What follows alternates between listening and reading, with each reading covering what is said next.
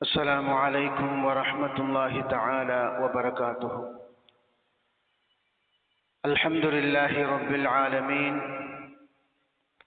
والصلاة والسلام على رحمة للعالمين وعلى آله وأصحابه أجمعين. أما بعد، فأعوذ بالله من الشيطان الرجيم. بسم الله الرحمن الرحيم. والذين جاهدوا فينا لنهدينهم سبلنا وإن الله لمع المحسنين. وقال نبينا رسول الله صلى الله عليه وسلم: الدين النصيحة، أو كما قال عليه الصلاة والسلام. அளவற்ற அருளாளனும் நிகரற்ற அன்புடையோனுமாகிய எல்லாம் வல்ல அல்லாஹு ஜல்ல சுப்ஹானஹு வ தஆலா ஒருவனுக்கு எல்லா புகழும் உரித்தாகுக. சலாத்தும் சலாமும் நம் உயிரினும் மேலான தலைவர் முஹம்மதுர் ரசூலுல்லாஹ் ஸல்லல்லாஹு அலைஹி வஸல்லம் அவர்கள் மீதும், அந்த அன்னலம் பெருமானார் ஸல்லல்லாஹு அலைஹி வஸல்லம் அவர்களுடைய அடிச்சுவற்றை வழுவாது பின்பற்றி வாழ்ந்த உத்தம சத்திய சஹாபா பெருமக்கள், தாபிஈன்கள், தபஉ தாபிஈன்கள், வலிமார்கள், நாதாக்கள், நல்லவர்கள், சுஹதாக்கள், குறிப்பாக இந்த மஜ்லிஸில் அமர்ந்திருக்கும் நம் அனைவர் மீதும் அல்லாஹுவின் அன்பும் அருளும் என்றென்றும் குறைவின்றி நிறைவாக பொழியட்டுமாக. நாமெல்லாம் மரணிக்கும் நேரத்தில் அஷ்ஹது அன் லா இலாஹ இல்லல்லாஹ் வ அஷ்ஹது அன்ன முஹம்மதன் அப்துஹு வ ரசூலுஹு என்ற திருக்கலிமாவை உதட்டளவில் அல்ல, உள்ளத்தால் மொழிந்து மரணிக்கும் நசீபை அல்லாஹ் நம் அனைவருக்கும் தந்தருள் பாலிப்பானாக. நம்முடைய பெற்றோர்கள் யார் ஹயாத்தோடு இருக்கிறார்களோ அவர்களுக்கு சரீர சுகத்தையும் உடல் ஆஃபியத்தையும் நீண்ட ஆயுளையும் அல்லாஹ் தந்தருள் பாலிப்பானாக. நம்முடைய பெற்றோர்கள் யார் நம்மை விட்டும் பிரிந்து சென்று விட்டார்களோ அந்த பெருமக்களுடைய மன்னரைகளை அல்லாஹ் விசாலப்படுத்துவானாக. அவருடைய பிழைகளை பொறுத்தருள்வானாக. நாளை மறுமை தினத்தில் ஜன்னாத்துல் ஃபிர்தௌஸ் என்னும் உயர்ந்த சுவனத்தை கண்டுகளிக்கும் பாக்கியத்தை அல்லாஹ் நம் அனைவருக்கும் தந்தருள் பாலிப்பானாக. சங்கைக்கும் பெருமதிப்புக்கும் உரிய அல்லாஹுவின் நல்லடியார்களே, புனிதம் மிகுந்த ஷாபானுடைய மாதத்தில் 15 நாட்கள் நம்மை கடந்துவிட்டன. புனிதம் மிகுந்த ரமதானுடைய மாதத்தை அடைவதற்கு இன்னும் மிச்சம் 15 நாட்கள் மீதி இருக்கின்றன. நபிகள் நாயகம் ரசூலுல்லாஹி ஸல்லல்லாஹு அலைஹி வஸல்லம் அவர்கள் ஷாபானை குறித்தும் ஷாபான் மாதத்தினுடைய முக்கியத்துவம், அதனுடைய தனிச்சிறப்புகள் குறித்து நிறைய செய்திகளை நமக்கு சொல்லி இருக்கிறார்கள். கடந்த காலங்களில் அவை நமக்கு நன்றாக தெரியும்.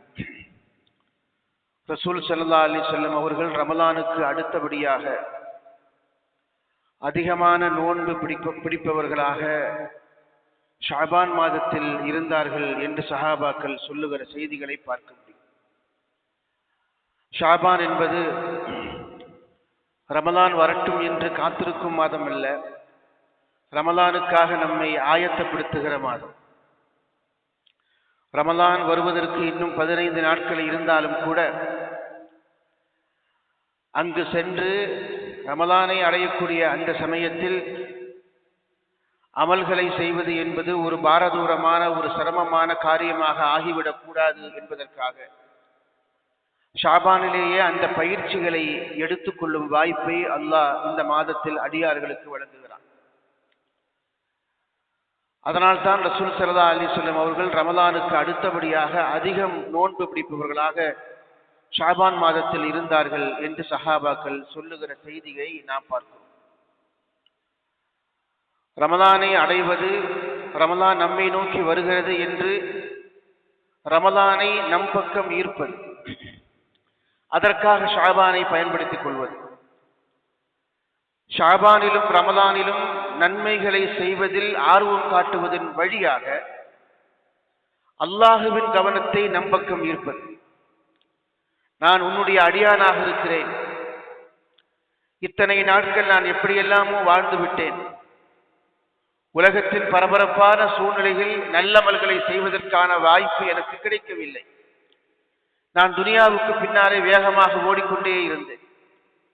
இதோ நீ எனக்கு ஒரு ரமலான் என்ற ஒரு அற்புதமான மாதத்தை தருகிறாய், நான் என்னை ஆயத்தப்படுத்துவதற்கு தயாராகிவிட்டேன். இறைவா, உன்னுடைய அருள் பார்வையை என் மீது செலுத்து என்று அவனுடைய கவனத்தை நம் பக்கம் ஈர்க்கும் விதமாக நாம் இந்த மாதங்களில், இனி வரக்கூடிய நாட்களில் நாம் தயாராக வேண்டும். அதற்குண்டான வாய்ப்பாக, பயிற்சி களமாக நாம் ஷாபானுடைய இனி வரக்கூடிய நாட்களை நாம் பயன்படுத்திக் கொள்ள வேண்டும். உலகத்தில் நாம் யாரை வேண்டுமானாலும் இம்ப்ரெஸ் என்று சொல்லக்கூடிய ஈர்ப்பு கவனத்தை நாம் ஈர்த்து விட முடியும். அல்லாஹ்வுடைய கவனத்தை ஈர்ப்பதுதான் பெரிய விஷயம். அதற்காக செய்யக்கூடிய முஜாஹதா என்பது, அதற்காக மேற்கொள்ளக்கூடிய முயற்சிகள் என்பது ரொம்ப கடுமையானது. அல்லாஹ்வின் கவனத்தை பெற்றுக்கொண்ட நல்லடியார்களாக நாம் மாறிவிட்டோம் என்று சொன்னால் அதை விடவும் ஒரு சிறப்பு, ஒரு மகத்துவம், ஒரு மகோன்னதம் துனியாவுடைய வாழ்க்கையிலும் ஆகிரத்துடைய வாழ்க்கையிலும் வேறு ஒன்றும் நமக்கு கிடைக்கப் பெறுவதற்கு இல்லை. உலகத்திலே இருக்கக்கூடிய எல்லா மனிதர்களும் தன்னை சார்ந்திருக்கிற இன்னொரு மனிதனுடைய கவனத்தை நம் பக்கம் ஈர்க்க வேண்டும் என்பதற்காகத்தான் உழைத்துக் கொண்டிருக்கிறார். அவருடைய கவனம் தன் பக்கம் ஈர்க்க வேண்டும், அவருடைய நேசத்தை நான் பெற்றுக்கொள்ள வேண்டும், அவருடைய கரிசன பார்வை, கருணை பார்வை என்பதற்கும் விழ வேண்டும் என்பதற்காகத்தான் எல்லா மனிதர்களும் ஏதோ ஒரு வகையில் உழைத்துக் கொண்டே இருக்கிறார். நான் அவரை இம்ப்ரெஸ் பண்ண வேண்டும், அவருடைய தனிப்பட்ட கருணையும் பார்வையும் நேசமும் எனக்கு மட்டுமே கிடைக்க வேண்டும் என்பதற்காகத்தான் எல்லா மனிதர்களும் உழைத்துக் கொண்டே இருக்கிறார்கள். ஊடகத்தின் கவனத்தை, மீடியாக்களின் கவனத்தை தன் பக்கம் ஈர்க்க வேண்டும் என்பதற்காக அரசியல்வாதிகள் அறிக்கைகளை நடத்தி கொண்டே இருக்கிறார்கள், விட்டுக் கொண்டே இருக்கிறார்கள். ஆசிரியருடைய கவனத்தை தன் பக்கம் ஈர்க்க வேண்டும் என்பதற்காக மாணவர்கள் அவர்களுக்குரிய பொறுப்புகளை செய்கிறார்கள். கணவனின் ஈர்ப்பு, கணவனுடைய கவனம் தன் பக்கம் விட வேண்டும் என்பதற்காக அவனுக்காக மனைவி உழைக்கிறாள். மனைவியின் கவனம் தன் பக்கம் வர வேண்டும் என்பதற்காக, அதை ஈர்க்க வேண்டும் என்பதற்காக கணவன் ஏதாவது பரிசுகளை அவளுக்கு வழங்கிக் கொண்டே இருக்கிறார். பெற்றோருடைய துஆவை பெற வேண்டும், அவருடைய கவனத்தை நாம் பெற வேண்டும், நேசத்தை பெற வேண்டும் என்பதற்காக பிள்ளைகள் உழைக்கிறார்கள். பிள்ளைகளிடத்திலே நல்ல பெற்றோராக நடந்து கொள்ள வேண்டும், அவருடைய கடைசி காலத்தில் அவர்களுடைய பாசத்தை நாம் பெற்றுக்கொள்ள வேண்டும், அவர்களுடைய அரவணைப்பை நாம் பெற்றுக்கொள்ள வேண்டும் என்பதற்காக பெற்றோர்கள் உழைக்கிறார்கள். இதே போன்று நாம் வாகனத்திலே போகக்கூடியவர்கள் மிக வேகமாக அதிவேகத்திலே பாய்ந்து செல்வார்கள். பக்கத்திலே இருக்கிற பிற வாகனங்கள், அமைதியாக போகக்கூடிய வாகனங்கள், மெதுவாக செல்லக்கூடிய வாகனங்களுடைய வாகன ஓட்டிகளுடைய கவனம் தங்கள் பக்கம் சேர வேண்டும் என்பதற்காக சத்தமாக சத்தத்தை எழுப்பி, குரலை உயர்த்தி, சத்தமிட்டு, கூச்சலிட்டு மிக வேகமாக அவர்களை அச்சுறுத்தி, பயமுறுத்தி மிக வேகமாக வாகனத்தை ஓட்டக்கூடியவர்களை நாம் பார்க்கிறோம். தர்மம் செய்யும் பொழுது, வேலை செய்யும் பொழுது, எந்த காரியமாக இருந்தாலும் தன்னை சார்ந்திருக்கிற அல்லது தனக்கு மேலே இருக்கிற மனிதனுடைய, முதலாளியினுடைய, எஜமானுடைய, ஆசிரியருடைய, அவருடைய கவனத்தை தன் பக்கம் ஈர்க்க வேண்டும் என்பதற்காகத்தான் எல்லோரும் ஏதோ ஒரு வகையிலே உழைத்துக் கொண்டே இருக்கிறோம். அது சில நேரங்களில் வெற்றி பெறுகிறது, சில நேரங்களில் அது தோல்வி அடைகிறது. அதனுடைய முழுமையான ஆதாயத்தை பெற முடியுமா என்று சொன்னால் பெற முடியாது. மனிதர்களை அவ்வளவு சீக்கிரம் நாம் திருப்திப்படுத்தி விட முடியாது. இமாம் குர்துபி ரஹ்மஹுல்லாஹ் அவர்கள் சொல்கிறார்கள், மனிதர்களை திருப்திப்படுத்த வேண்டும், அவர்களுடைய கவனத்தை நீ ஈர்க்க வேண்டும் என்று எந்த காரியத்தை செய்தாலும் அது நிரந்தரம் அல்ல.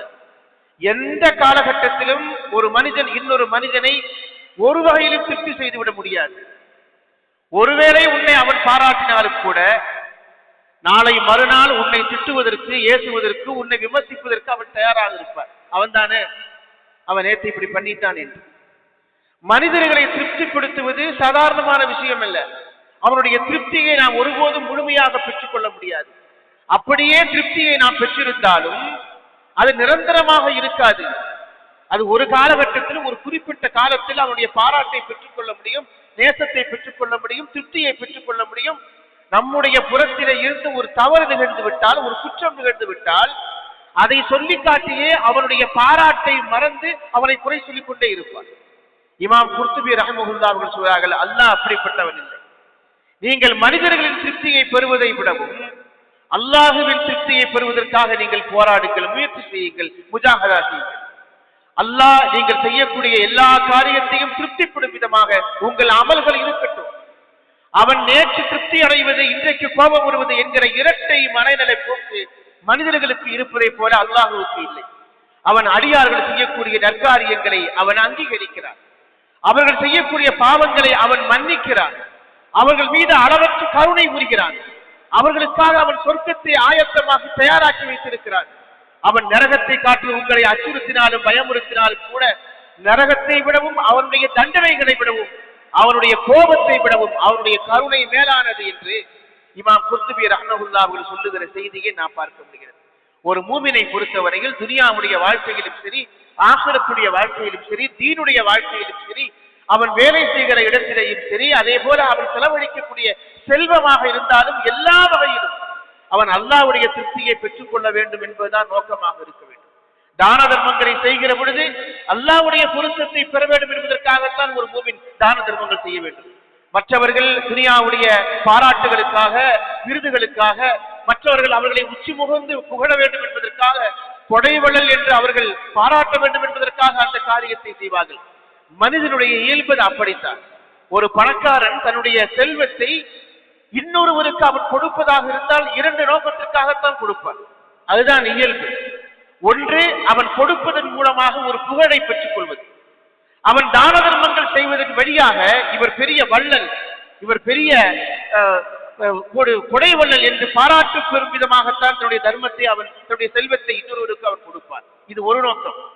இரண்டாவது நோக்கம், ஒரு பணக்காரர், ஒரு செல்வந்தர் தன் செல்வத்தை இன்னொருவருக்கு கொடுப்பதாக இருந்தால் அதன் மூலமாக நமக்கு எவ்வளவு வருமானம் கிடைக்கும், ப்ராஃபிட் கிடைக்கும் என்பதற்கு என்ற நோக்கத்தில் தான் செலவழிப்பான்.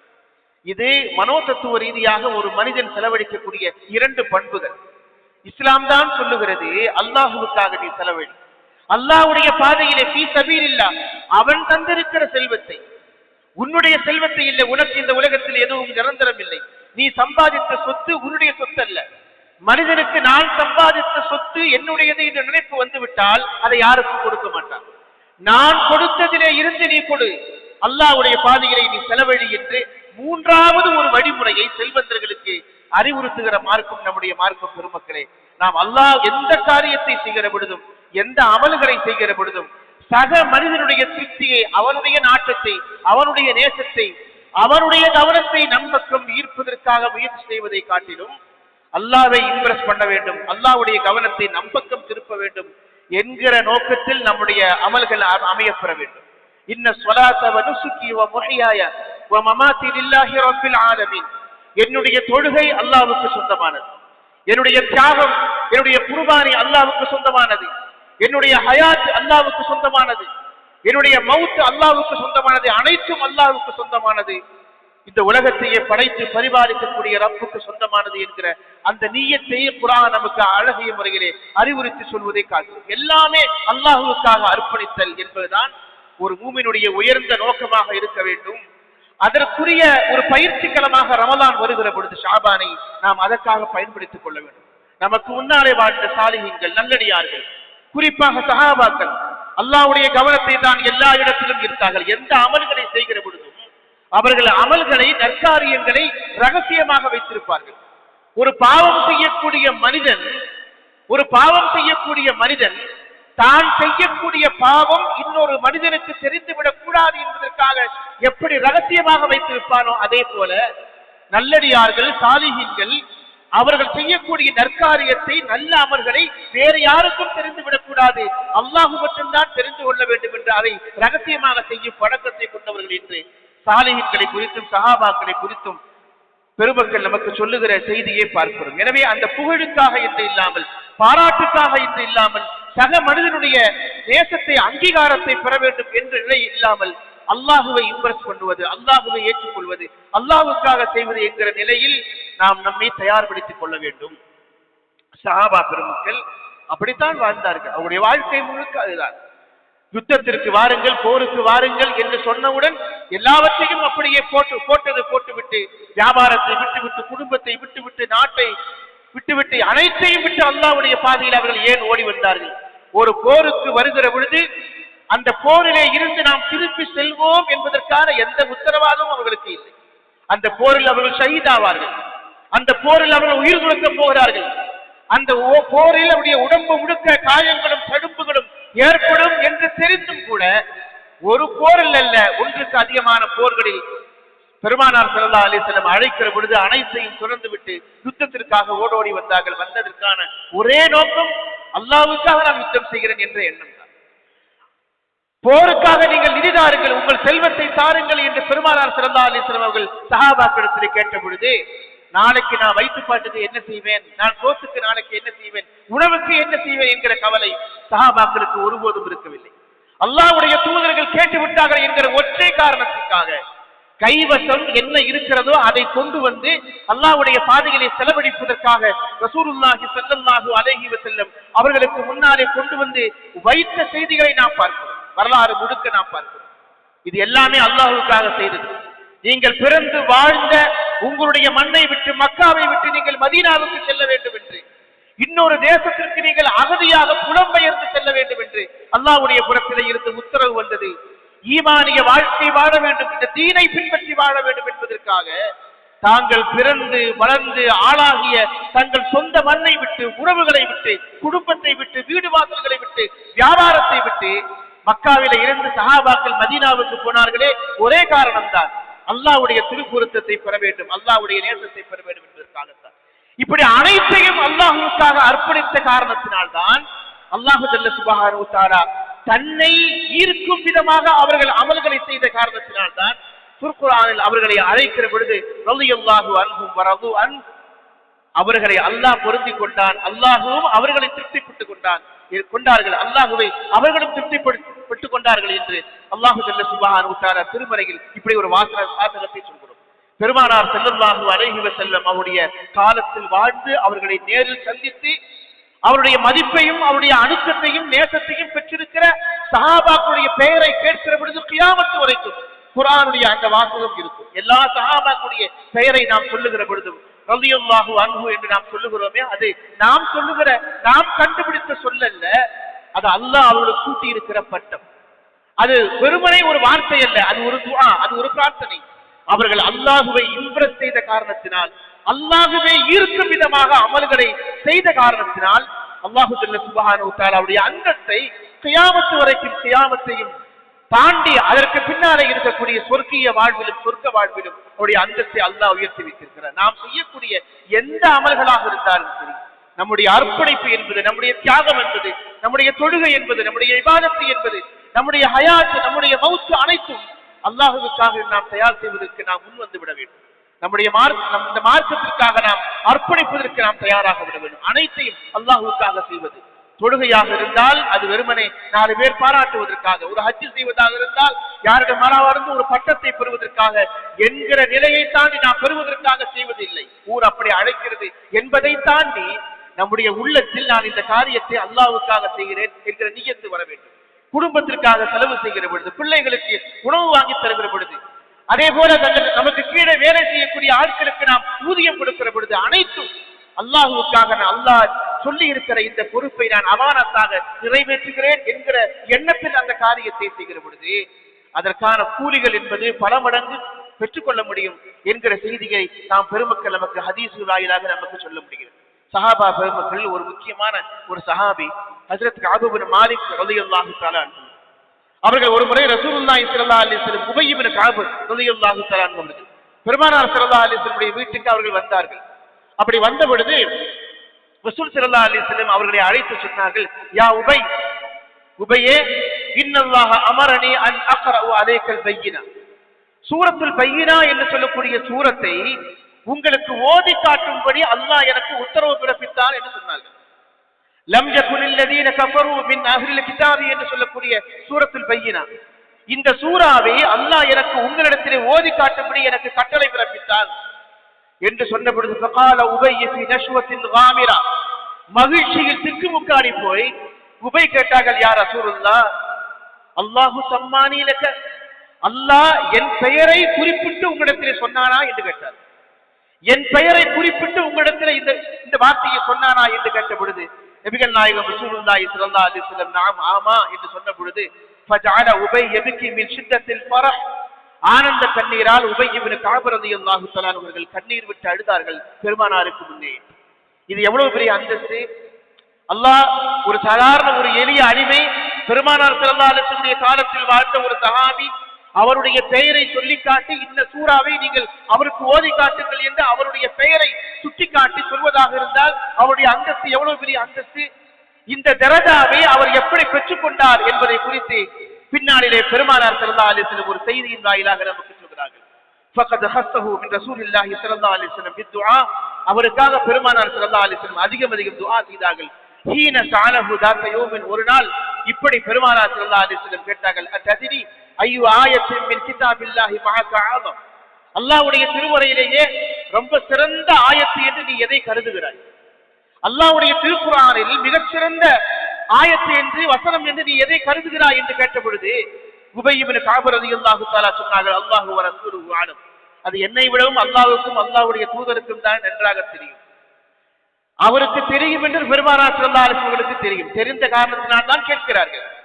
ஆனாலும் கூட தங்களுக்கு மேலே இருக்கிற ஆசிரியரை மதிக்க வேண்டும் என்பதற்காக பணிவோடு அது அல்லாஹ்வுக்கும் அல்லாஹ்வுடைய தூதருக்கும் தானே தெரியும் என்று ஹஜ்ரத் உபை இப்னு கஅப் ரலியல்லாஹு தஆலா சொன்னார்கள். சொன்ன பொழுது பெருமானார் ஸல்லல்லாஹு அலைஹி வஸல்லம் திரும்பவும் கேட்டார்கள். ஒரு முறை கேட்கவில்லை, 3 முறை இந்த கேள்வியை கேட்கிறார்கள். அதரி ஐய ஆயத்தின் மின் கிதாபில்லாஹி மஅக ஆதம், அல்லாஹ்வுடைய திருமறையில் திருக்குர்ஆனில் உனக்கு ரொம்பவும் நீ பெரிய ஆயத்தாக மகத்தான வசனமாக நீ எதை கருதுகிறாய் என்று கேட்ட பொழுது 3வது முறை கேட்ட பொழுதுதான் ஃபஅஜாப உபை அல்லாஹு லா இலாஹ இல்லா ஹுவல் ஹய்யுல் கய்யூம் என்று சொல்லக்கூடிய சூரா ஆயத்துல் குர்சி என்று சொல்லக்கூடிய புகழ்பெற்ற அந்த வசனத்தை அப்படியே ஓதி காட்டுகிறார். அப்படி ஓதிய பொழுதுதான் நபிகள் நாயகம் ரசூலுல்லாஹி ஸல்லல்லாஹு அலைஹி வஸல்லம் فضرب النبي صلى الله عليه وسلم على صدره بيده ودعا له بخير, இந்த வார்த்தையை சொன்ன மாத்திரத்தில் பெருமானார் ஸல்லல்லாஹு அலைஹி வஸல்லம் அவர்கள் உபையுடைய நெஞ்சிலே மெதுவாக இப்படி தட்டி கொடுத்தார்கள். அப்படி தட்டி கொடுத்து விட்டு அவருக்காக அவருடைய நலவுக்காக அவருக்கு கயிறு வந்து சேர வேண்டும் என்று துஆ செய்தார்கள். ஃபஹனீஅன் லக்கல் இல்ம், அல்லாஹு ஜல்ல சுப்ஹானஹு வ தஆலா திருக்குர்ஆனுடைய ஞானத்தை உனக்கு மென்மேலும் அதிகப்படுத்துவானாக என்று பாராட்டினார்கள். குர்ஆனுடைய ஒரு வசனம், தனக்கு பிடித்த ஒரு வசனம், அது கேள்வி கேட்கிற பொழுது அந்த கேள்வியில் அல்லாஹ்வுடைய மகத்துவத்தையும் அவனுடைய குதிரத்தையும் ஆயத்தையும் அவனுடைய வல்லமையும் பேசக்கூடிய ஒரு பெரிய வசனம் இடம்பெற்றிருக்கிறது என்கிற செய்தியை மகிழ்ச்சியோடும் பூரிப்போடும் ரசூலுல்லாஹ்விடத்திலே வெளிப்படுத்திய காரணத்தினால் பெருமானார் ஸல்லல்லாஹு அலைஹி வஸல்லம் அவர்கள் இந்த ஒரு துஆவை செய்ததன் விளைவாக அல்லாஹ் அவருடைய பெயரை சொல்லி காட்டி இந்த சூறாவை நீங்கள் அவருக்கு ஓதி காட்டுங்கள் என்று சொல்வதாக இருந்தால் அவர் எவ்வளவு தூரம் அல்லாஹ்வை இம்ப்ரெஸ் பண்ணி இருப்பார், அல்லாஹ்வுடைய கவனத்தை தன் பக்கம் ஈர்த்திருப்பார் என்று நாம் யோசித்து பார்த்து கடமைப்பட்டிருக்கிறோம். நபிகள் நாயகம் ரசூலுல்லாஹி ஸல்லல்லாஹு அலைஹி வஸல்லம் இந்த துஆவுக்கு பிறகு அவருடைய அந்தஸ்து மென்மேலும் உயர்ந்து கொண்டே இருந்தது. ஹஜ்ரத் உமர் இப்னு கத்தாப் ரலியல்லாஹு அன்ஹு খিলাফத் வரைக்கும் அவருக்கு பெரிய அந்தஸ்தை, பெரிய பதவிகளை, பொறுப்புகளை கொடுத்து அலங்காரம் செய்யக்கூடிய வாக்கியத்தை பெற்றவர்களாக ஹஜ்ரத் உபை இப்னு கஅப் ரலியல்லாஹு தஆலா அவர்கள் இருப்பதை நாம் பார்க்கிறோம். பெருமானார் ஸல்லல்லாஹு அலைஹி வஸல்லம் சொன்னார்கள், இஸ்தக்ரவுல் குர்ஆன மின் அர்பஅ, 4 பேரிடமிருந்து நீங்கள் குர்ஆனை நீங்கள் முறையாக கற்றுக்கொள்ளுங்கள். குர்ஆன் எப்படி அருளப்பட்டதோ அதே போல நீங்கள் குர்ஆனை கற்றுக்கொள்வதாக இருந்தால் நீங்கள் 4 பேரை சூஸ் பண்ணுங்க, 4 பேரை தேர்வு செய்யுங்கள். மின் அப்துல்லாஹ் இப்னு மஸ்ஊத் ரலியல்லாஹு தஆலா அன்ஹு, உபை இப்னு கஅப் ரலியல்லாஹு தஆலா அன்ஹு, முஆத் இப்னு ஜபல் ரலியல்லாஹு தஆலா அன்ஹு, சாலிம் மௌலா அபி ஹுதைஃபா என்று சொல்லக்கூடிய 4 சஹாபிகளின் பெயர்களை சொல்லி நீங்கள் குர்ஆனை நீங்கள் முறையாக அது இறக்கி அருளப்பட்ட அந்த வசனங்களை நீங்கள் உரிய முறையில் கற்றுக்கொள்வதாக இருந்தால் இந்த 4 பேரை நீங்கள் தேர்வு செய்யுங்கள் என்று 4 பேருடைய பட்டியலை சொல்லுகிற பொழுது அதில் உபை இப்னு கஅப் ரலியல்லாஹு அன்ஹுடைய பெயரையும் இடம்பெற செய்திருக்கிறார்கள் என்று பார்க்கிறோம். அதே போல நாம் நிறைய செய்திகளை, உமர் ரலியல்லாஹு ஆட்சி காலம் இஸ்லாம் பெரிய அளவில் பரவியது. இஸ்லாம் அது எல்லா மண்களுக்கும் அது வெற்றி கொடி நாட்டி பரவி கொண்டே இருந்தது. சுமார் 23 லட்சம் பரப்பளவுக்கு இஸ்லாம் பரவிய பொழுது ஈராக்கிலேயும் சிரியாவிலேயும் அதை சுற்றி இருக்கிற பகுதிகளுக்கும் ஆட்சியாளர்கள் தேவைப்பட்ட பொழுது ஹஜ்ரத் உமர் இப்னு கத்தாப் ரலியல்லாஹு தஆலா அனுபவசாலிகளான தங்களுடைய தோழர்களை சஹாபாக்களை தேர்வு செய்து அந்தந்த ஊர்களுக்கு கவர்னர்களாக, அதிகாரிகளாக, நீதிபதிகளாக, காதிகளாக அனுப்பினார்கள். எல்லா மூத்த சஹாபாக்களையும் அந்தந்த ஊர்களுக்கு பொறுப்புகளுக்கு அமர்த்துகிற பொழுது உமர் இப்னு கத்தாப் ரலியல்லாஹு தஆலா அவர்கள் உபய் இப்னு கஅப் ரலியல்லாஹு அவர்களை தன் பக்கத்திலேயே வைத்துக் கொண்டார்கள். சஹாபாக்கள் கேட்டார்கள், பெரிய பெரிய சஹாபிகள்லாம் ஈராக்கு, சிரியா, ஜோர்டான் என்று மற்ற பகுதிகளுக்கு பொறுப்புகளை சுமந்து கொண்டு செல்லுகிற பொழுது உபய்யுக்கு மட்டும் நீங்கள் ஏன் அந்த பொறுப்பை தரவில்லை என்று கேட்ட பொழுது உமர் இப்னு கத்தாப் ரலியல்லாஹு தஆலா சொன்னார்கள், அல்லாஹ்வுடைய கவனத்தை பெற்றவர், அல்லாஹ்வுடைய கவனத்தை பெற்றவர் அவர், ரசூலுல்லாஹ்வுடைய துஆவை பெற்றவர் அவர். அவரை வெளியூருக்கு அனுப்பும் திட்டம் எனக்கு இல்லை, அவரை என் பக்கத்திலேயே வைத்துக் கொள்ள வேண்டும் என்று ஆசைப்படுகிறேன் என்று சொல்லி உபய் இப்னு கஅப் ரலியல்லாஹு தஆலா மரணிக்கும் வரை மதீனாவிலேயே தங்கியிருந்து மதீனாவுடைய மக்களுக்கு குர்ஆனை கற்றுக் கொடுக்கும் பொறுப்பை உபய் இப்னு கஅப் ரலியல்லாஹு அவர்களுக்கு ஹஜ்ரத் உமர் இப்னு கத்தாப் ரலியல்லாஹு தஆலா அந்த பொறுப்பை கொடுத்தார்கள் என்று பார்க்கிறோம். அப்படி அழைக்கிற பொழுதெல்லாம் உபையை பார்த்து அவருடைய கண்ணிய குறைவு அவர்களுக்கு ஏற்பட்டு விடக் கூடாது என்பதற்காக, அவர் உள்ளூரிலேயே இருக்கிற காரணத்தினால் மக்கள் அவரை சாதாரணமாக எடை போட்டு விடக் கூடாது என்பதற்காக ஹலீஃபா உமர் இப்னு கத்தாப் ரலியல்லாஹு தஆலா அவர்கள் வகான உமர் யுஸம்மிஹி சய்யிதுல் முஸ்லிமீன், உபை ரலியல்லாஹு தஆலா மக்களுக்கு மத்தியிலே அழைக்கிற பொழுது மக்கள் தங்களை அமீருல் முஃமினீன் என்று அழைக்கிற பொழுது சய்யிதுல் முஸ்லிமீன், முஸ்லிம்களுடைய தலைவர் இவர்தான் என்று உபை இப்னு கஅப் ரலியல்லாஹு தஆலா அவர்களை ஹஜ்ரத் உமர் இப்னு கத்தாப் ரலியல்லாஹு தஆலா பொதுமக்களுக்கு முன்னாலே அழைப்பார்கள், பெயர் சொல்லி அழைத்தது இல்லை என்று நாம் வரலாற்று குறிப்புகளிலே பார்க்க முடிகிறது. பெருமக்களை, நாம் அல்லாஹ்வுடைய கவனத்தை நம்பக்கம் ஈர்க்கிற பொழுது அது எவ்வளவு பெரிய அந்தஸ்தை, எவ்வளவு பெரிய தரஜாவை இந்த உலகத்திலும் மறு உலகத்திலும் நமக்கு பெற்றுத் தருகிறது என்பதை பார்க்கிறோம். உமர் ரலியல்லாஹு தஆலா குத்பா கொடுக்கிற பொழுது இப்படி சொன்னார்கள், வஹதப உமர் இப்னு கத்தாப் ரலியல்லாஹு தஆலா அன்ஹு அனின் நாஸ் வகால மன் அராத அன் யஸ்அல அனில் குர்ஆன் ஃபல்யஅதி உபய் இப்னு கஅப். குர்ஆனை நீங்கள் கற்றுக்கொள்ள வேண்டும் என்றால் உபய் இப்னு கஅபிடம் வாருங்கள். குர்ஆனை நீங்கள் முறையாக கற்றுக்கொள்ள வேண்டும் என்றால் இந்த உலகத்தில் நீங்கள் உபய் இப்னு கஅபிடம் பாருங்கள். வமன் அராத அன் யஸ்அல அனில் ஹலாலி வல் ஹராம், ஹலாலையும் ஹராமையும் அதனுடைய சட்டதிட்டங்களையும் நீங்கள் தெரிந்து கொள்ள வேண்டும் என்றால் ஃபல்யஅதி முஆத் இப்னு ஜபல், முஆத் இப்னு ஜபல் ரலியல்லாஹு அன்ஹு நீங்கள் வாருங்கள். பெருமானார் ஹஜ்ரத் உமர் இப்னு கத்தாப் ரலியல்லாஹு தஆலா சொன்னார்கள், வமன் அராத அன் யஸ்அல அனில் மால், நீங்கள் அரசாங்கத்திற்கு தரக்கூடிய செல்வத்தை குறித்து, பணத்தை குறித்து, அரசாங்க ஹஜானாவில் இருக்கிற பணத்தை குறித்து நீங்கள் யாரிடமாவது கேட்பதாக இருந்தால் என்னிடத்திலே கேளுங்கள்.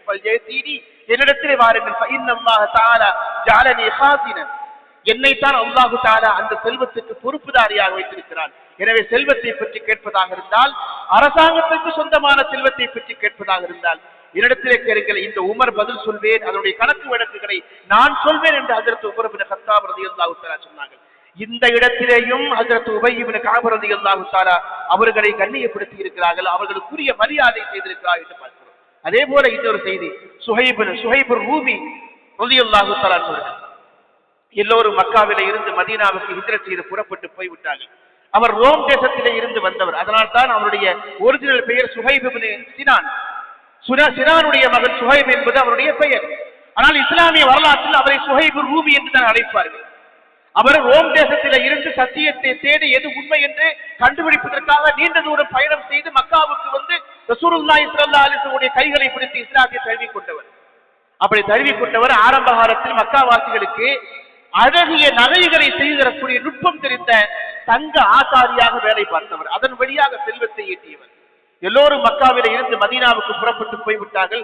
அபூபக்கர் ரலியல்லாஹு ஹஜ்ரத் ரசூல் ஸல்லல்லாஹு அலைஹி வஸல்லம் அவர்களும் போய்விட்டார்கள். அப்பொழுதும் மக்காவிலே சில பேர் தங்கி இருந்தார்கள்.